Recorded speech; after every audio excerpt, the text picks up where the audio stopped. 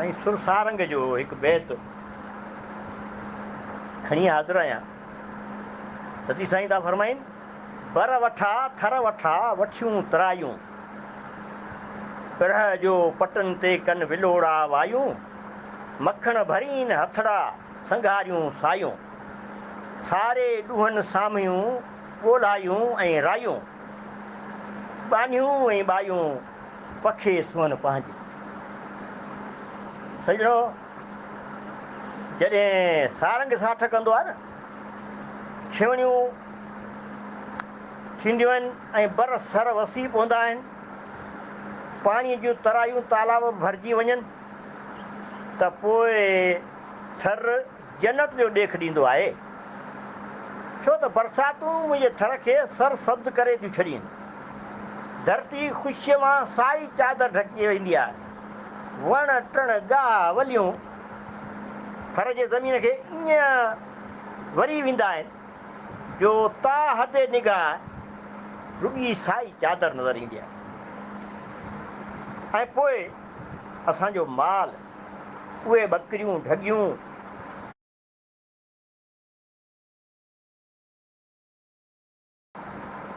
जे खीर वारियूं हूंदियूं आहिनि,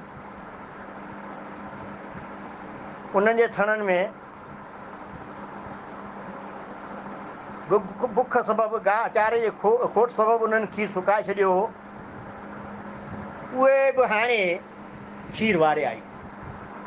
ऐं पोज़ीशन हीअ थी बीहे त लतीफ़ साईं खे पिरह जो पटनि ते विलोड़, घर घर मां विलोड़ण जा आवाज़ पिया अचनि, संघारियूं खीर मां मखण पियूं तारीनि, ऐं मारू माण्हू खीर वारनि ॻोल्हाइनि रायनि ॿकरियुनि खे सारे सारे चेताए चेताए सामे यानी साॼे पासे खां वेही ॾुअनि था।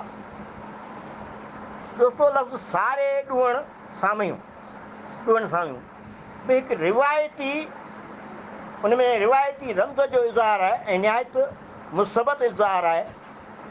लतीफ़ साईं जिन जे नज़र में ज़ाहिर आहे सभु ॿकरियूं ॾिठूं ढगियूं मेहूं खीर वारियूं त कोन हूंदियूं न, के विसूकी पई हूंदियूं, किन में खीर हूंदो, त उन्हनि खे ॾुअण लाइ असां वटि कॾहिं बि खाॿे पासे खां कोन ॾुबो आहे वई, ऐं उहो साॼो पासो माना साम्हूं पासो या सऊं पासो, जंहिंजी लतीफ़ साईं हिन में ॻाल्हि था कनि त सारे ॾुहनि सामियूं ॻोल्हायूं ऐं रायूं। ऐं वरी वेही ॾुअंदो, बीठे कोन ॾुअंदो, न त ॿकरी अहिड़ी बि आहे उनजो, उनखे त जेकॾहिं उहा ॿकरी खां थोरी टहार हुजे त उनखे कंध ते जेको मथां जेको ॾेई ॿांह ऐं ॿिन्ही पासनि खां ॿाहूं जेके अॻिते करे थणनि ताईं पहुचाए खीर ॾूबो। पर ईअं बरसाति में कोन थींदो, छाकाणि त बरसाति में खीर वधी वेंदो आहे ऐं हुनखे बि थणनि में, ॿकरी रिढ खे बि थणनि में उहो ॿार कंदो आहे, तंहिं करे उहा बि घुरंदी आहे त उहो खीर निकिरे त हली सघे। ऐं इन तरीक़े सां ॾुअण खे सएं मुहार या साम्हूं वेही ॾुअण जी ॻाल्हि कई आहे लतीफ़ साईं, सारे ॾुअनि साम्हूं इहो ॻोल्हायूं ऐं रायूं। जॾहिं त बिना खीर वारीअ में आसिरो न आहे त पोइ उनखे ईअं छॾे ॾिबो,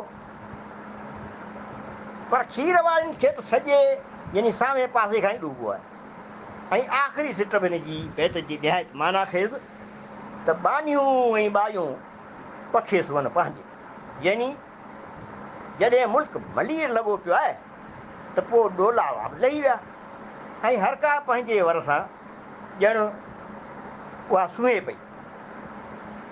लतीफ़ साईं जहिड़े लतीफ़ दिलि इंसान जे लाइ इहो माहौल ॾाढो ख़ुशकुन आहे। ये लतीफ़ जी ॿोली।